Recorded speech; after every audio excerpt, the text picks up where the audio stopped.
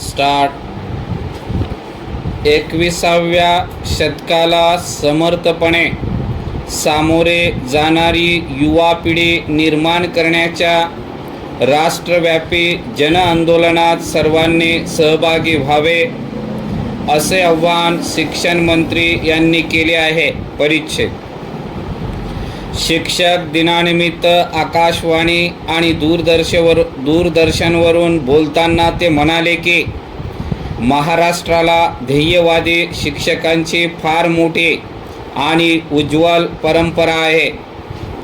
या आदर्श परंपरेचे अवमूल्यन होणार नाही यासाठी सर्वांनी सहकार्य करावे.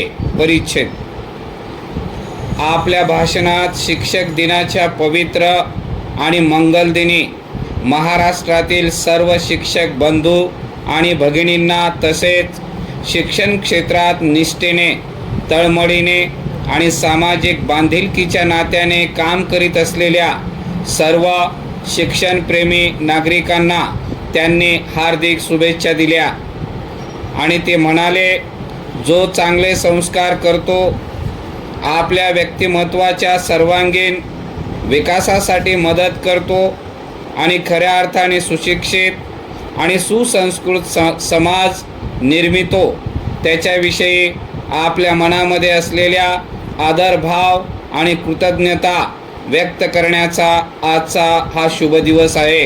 परिच्छेद शिक्षण मंत्री म्हणाले, शिक्षकांचे समाजातील सर्वश्रेष्ठ स्थान कायम राखण्यासाठी जबाबदारी ही प्रामुख्याने समाजाचीच आहे. आज ही जबाबदारी आपण यशस्वीपणे पार पाडतो का याचा प्रत्येकाने अंतर्मुख होऊन आपल्या मनाशी विचार केला पाहिजे असे मला वाटते.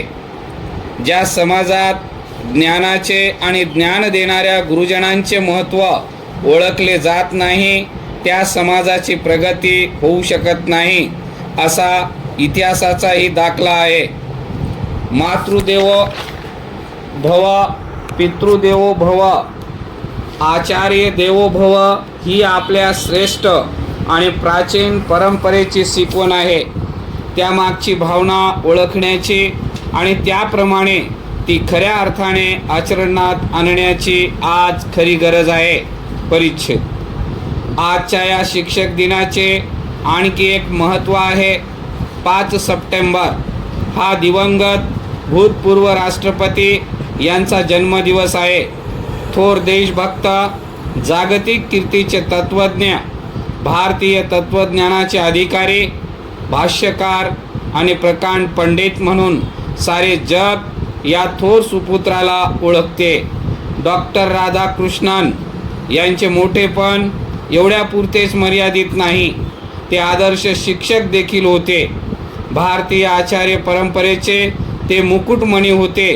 विविध क्षेत्रात कर्तृत्वाची शिखरे एकामागून एक पादाक्रांत करीत असताना आपण एक शिक्षक आहोत, अध्यापक आहोत ही गोष्ट ते केव्हाही विसरलेले नाहीत. इतर अनेक व्याप सांभाळून त्यांनी अध्ययन आणि अध्यापनाच्या कार्याला केव्हाही गौणत्व येऊ दिले नाही. अशा या आदर्श शिक्षकाचा जन्मदिवस शिक्षक दिनाच्या रूपाने साजरा केला जावा हे उचित आहे. या थोर शिक्षकाच्या पवित्र स्मृतीला मी नम्र अभिवादन करतो. परिच्छेद आज आपला भारत देश 21व्या शतकाच्या उंबरठ्यावर उभा आहे.